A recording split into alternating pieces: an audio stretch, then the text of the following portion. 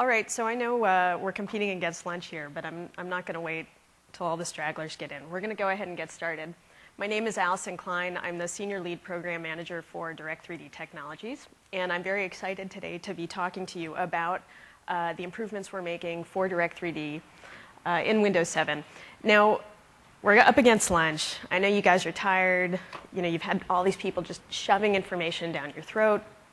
I also have a hard time, myself personally, just paying attention for a full hour at a time. So what I like to do is start my talks with what I think are the key takeaways. So that way, you know, you're sort of prepped, you know what you should be getting out of this.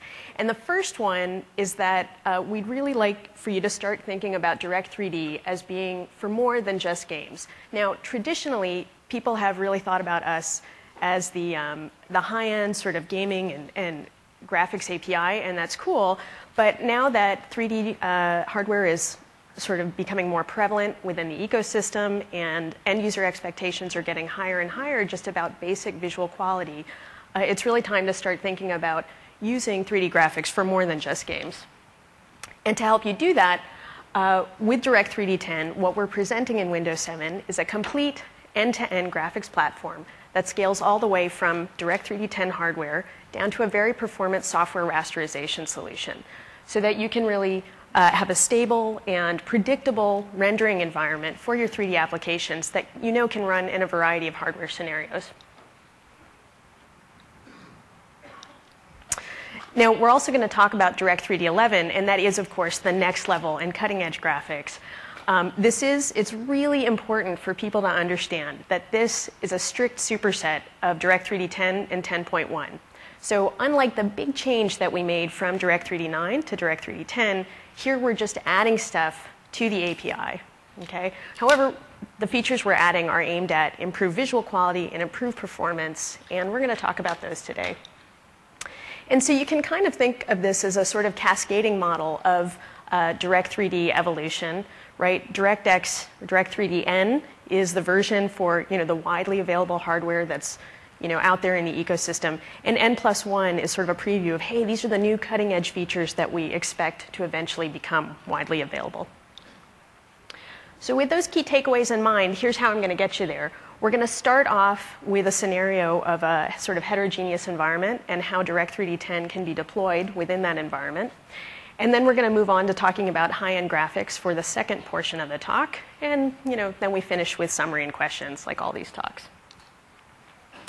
So we're going to start with our friends Fabricam, right? So Fabricam is a company that designs and manufactures industrial widgets, right? Now maybe they use somebody else's CAD/CAM software and they write their own 3D plugins, or maybe they just write their own software. We saw a very nice example of this actually 2 days ago in this very room when Anantha Kancherla had Dassault Systems come up, and they gave an example of a very nice design application they had written in Direct3D 10. So the key thing is that whether they're writing their own software to plug into somebody else's or just an entirely custom solution for themselves, they definitely rely on 3D graphics. But when they look at their users, they have a variety of users. So there's some people who have these great high-end desktops with Direct3D 10 hardware. Some of their users have laptops that still have Direct3D 10 hardware. So these are still, they're really nice laptops, not maybe quite as beefy as the desktops, but still really good. But because this is either a large corporation or they have a very diverse user base, they also have some users who are still on Direct3D 9 hardware, right? Even if the IT department would like everybody to be running on the same hardware all at once, it can take a while to deploy that. Or again, maybe they work with external partners and they don't dictate the hardware at all. And finally, they might have some hardware that has no graphics support, graphics hardware support whatsoever. And this includes the headless server scenario. So the question is, how can Fabricam write a graphics application that works across all these configurations? And so that's what we're going to talk about. And we're going to start with, they should start architecting their application on Direct3D 10. Now, a totally, common sense question to ask is like, well, why start with Direct3D 10? Like, why not start with something lower common denominator like Direct3D 9? Well, first of all, Direct3D 9 won't work on that server scenario, the headless server scenario that we talked about. But in addition, there's some other really good reasons to target Direct3D 10. it's going to give you a much more consistent experience across the hardware. So one of the things we did when creating Direct3D 10 was we wanted to really clean up the API, making it faster and easier to code to than Direct3D 9. We gave it a more efficient DDI so that there was more opportunity for significant driver optimizations. And we're really seeing this in the ecosystem today. The drivers are just continuing to improve and continuing to improve. We gave it a tighter specification. With Direct3D 9, there was a lot of undefined behavior. And what that meant, undefined behavior in the hardware spec, excuse me. And what that meant was that IHV number 1 could implement a feature one way, another IHV could implement it another way. They were both consistent with the spec because that behavior was undefined. But for you, the person writing the code, it gave you different rendering results, and that's no good. And finally, we eliminated caps. Now we're going to have a brief digression to talk about caps. Because this isn't an expert course, I assume most of you actually know about caps, but just in case, let's talk about them a little bit. So caps are the individual capabilities bits that each IHV added to their own Direct3D 9 hardware. Now Direct3D 9, of course, was a tremendously successful API. It was out there for a while. And so what IHVs started to do is they said, hey, we've got this really cool feature that we want to expose on our hardware, to help us differentiate.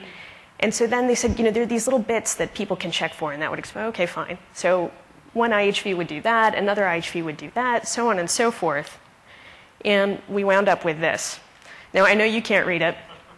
This document actually is in the SDK, so if you've ever installed the DirectX SDK, you have a copy of this document. And the reason it's so small is that's the only way I could fit it onto the page.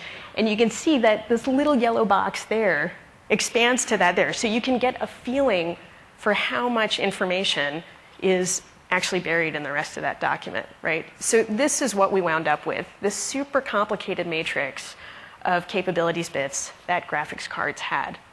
Okay, so it's huge. So of course, this made code writing way less than optimal, right? Because now you had to sort of do all these different code paths and be checking for these capabilities bits, because in some case it was really cool and you wanted to expose it, but if this other user didn't have that card, you just wound up with this super complicated code flow. So code writing was less than optimal because you had to do lots of checking for caps bits. So with Direct3D 10, we just drew a line in the sand and said, that's it, no caps. So with the elimination of caps, again, we're trying to get to that more consistent experience. Okay, so you really know how Direct3D 10 is going to look out there across the different kinds of hardware. So this is a diagram we're going to be looking at building on for the rest of the talk. So just to make it clear what we're talking about, we have an application. It talks to the Direct3D, in this case 10 runtime, because that's what we're talking about right now. That, of course, talks to a Direct3D 10 driver. We could have 10.1 in here, too. 10 or 10.1, 10 or 10.1 driver, and then the 10 or 10.1 hardware. Okay, so that's sort of the basic architecture of how these things work. All right, so we've figured out sort of, okay, use Direct3D 10 for these users. They have the hardware. It's a cleaner API. You're really going to know how things are going to look when it renders on that hardware because of this tighter specification and the elimination of caps.